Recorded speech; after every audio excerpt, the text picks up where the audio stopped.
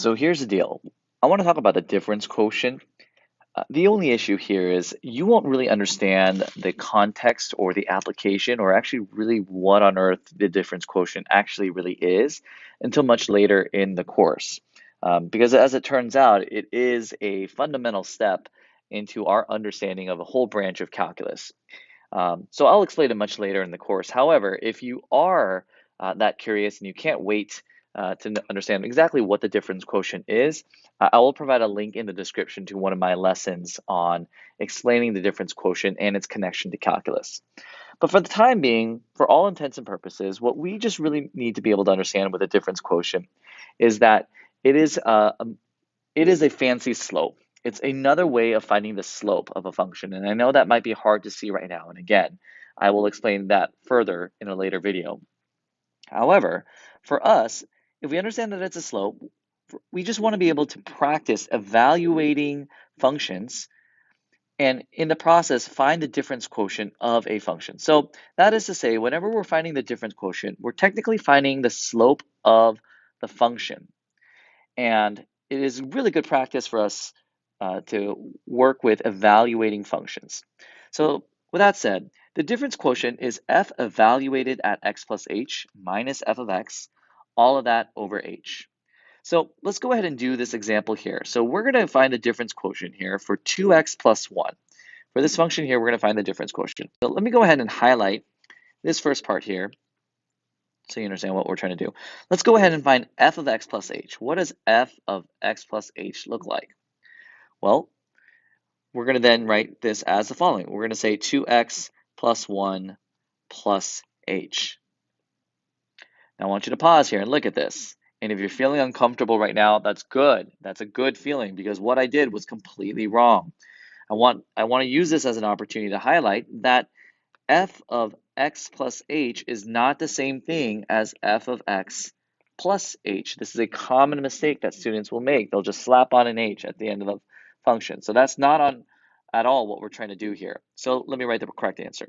So what we're actually doing is we're evaluating this function at x plus h. So let me write it this way. Let me go 2 times some input plus 1. That's what this function is saying. Well, what is our input in this case? It is x plus h. Okay, so what I've just done here, let me just highlight this. What I've just done here is what I've just highlighted in the above part there.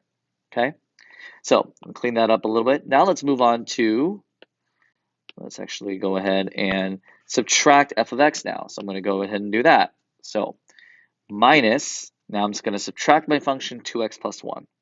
2x plus 1. And again, I'm hoping you're feeling a little uncomfortable with this because that also is incorrect. I am subtracting my entire function, not just the first term.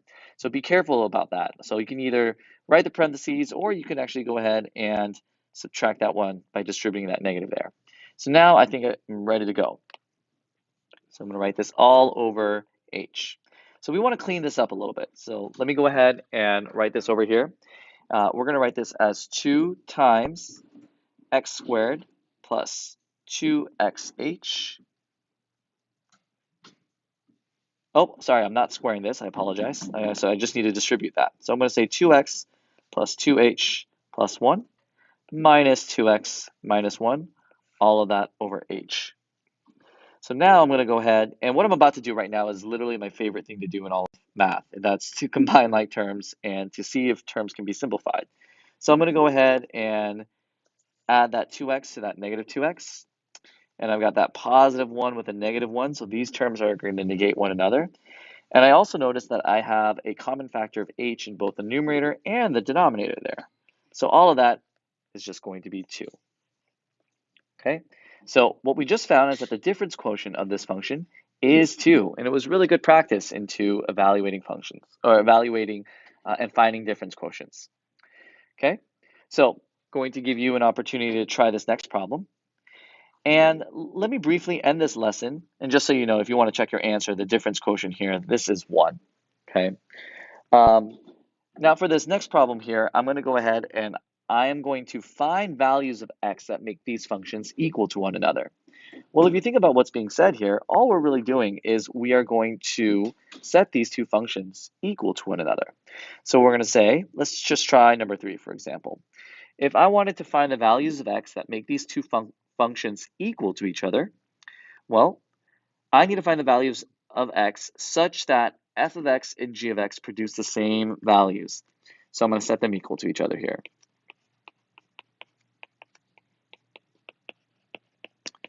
All right, so now here we can combine like terms. So we can subtract an x squared from both sides.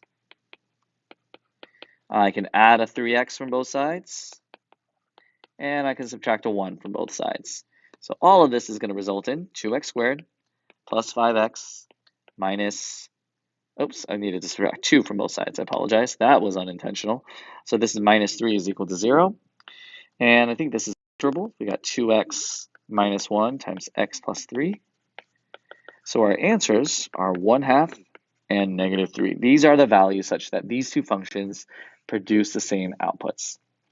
All right, so pretty short video. Just wanted to go over finding the difference quotient and then how to find values of x that make functions equal to each other. Apologize for some of the background noise earlier. We had someone from our custodial staff coming in and very kindly cleaning up the rooms. So we appreciate that. All right, hope you have a great one.